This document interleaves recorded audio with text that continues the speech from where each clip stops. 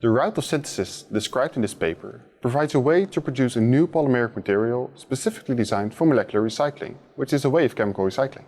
The depolymerization and re-polymerization of the formed material polyesters creates a fully sustainable cycle, which is a proof of concept for the future of polymers. The polymer waste of the world accumulates, for instance in the ocean as the plastic soup, which could be prevented by introducing molecularly recyclable polymers. The polymer presented is an example of a polymeric material designed for molecular recycling. This, in our opinion, should be implemented in other materials to prevent accumulation in nature.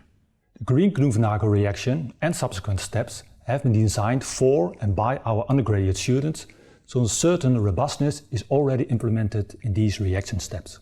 The COVID-19 pandemic creates a situation where online learning becomes more important than ever.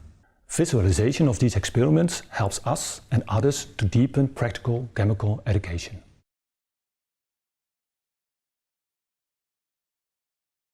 Begin by adding 20.81 grams of malonic acid and 36.4 grams of syringaldehyde to a 250 milliliter round bottom flask. Dissolve both constituents in 20 milliliters of ethyl acetate and add 790 milligrams of ammonium bicarbonate to the flask. Mix and distill the solvent with a rotovap. Keep the reaction mixture at 90 degrees Celsius for 2 hours in the open flask without stirring for complete conversion to synaponic acid.